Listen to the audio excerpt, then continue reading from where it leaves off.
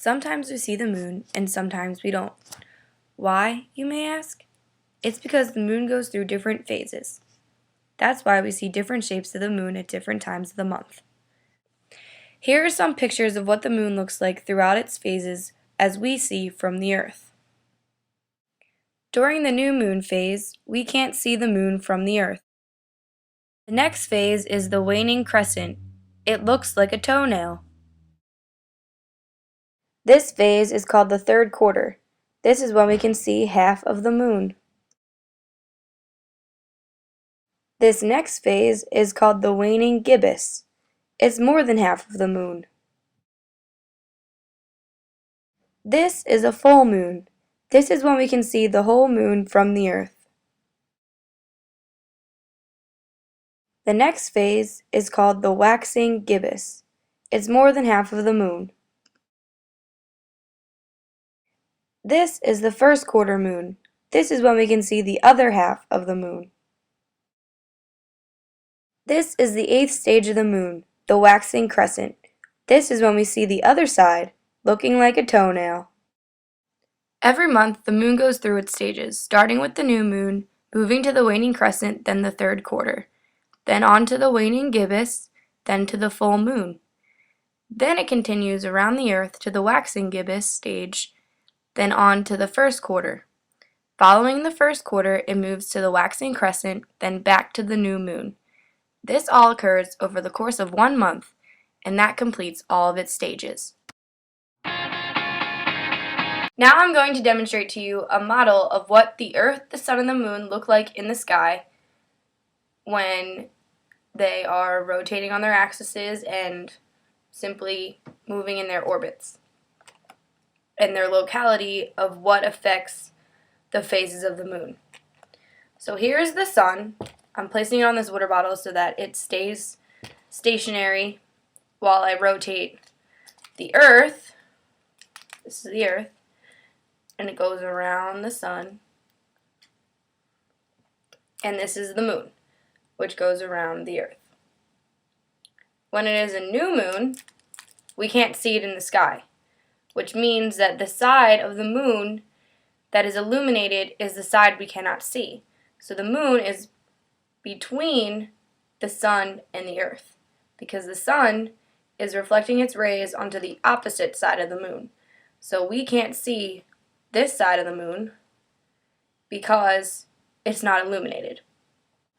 After the new moon phase, where the moon is located between the Earth and the sun, the moon moves to the waxing crescent. The waxing crescent is when you see the very slither part of the moon, the crescent part of the moon that looks like a toenail. From then on, it moves to the first quarter. The first quarter is when we can only see half of the moon. The only reason we see half of the moon is because only half of the moon is illuminated because the sun is illuminating it from right here. So we can't see the opposite side of the moon. So here is the Earth, here is the moon, and there is the sun.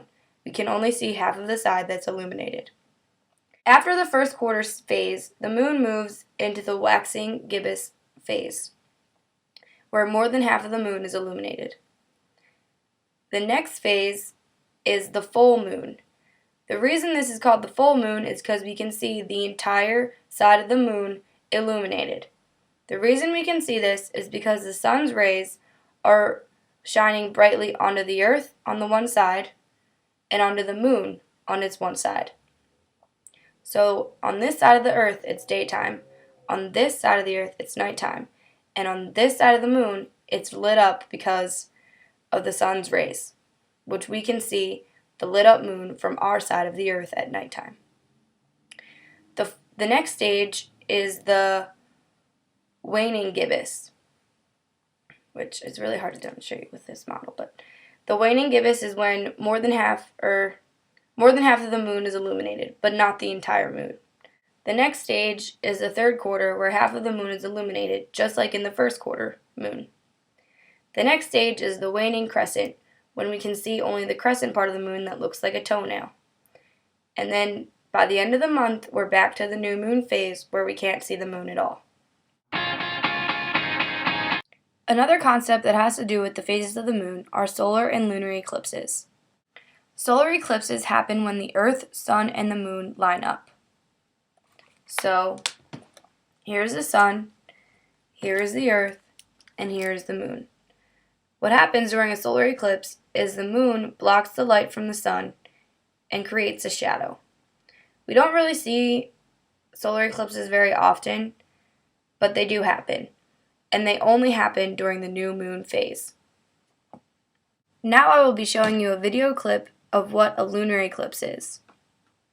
During a full moon, if the moon, Earth, and Sun align, and the moon passes through the Earth's shadow, a lunar eclipse will occur.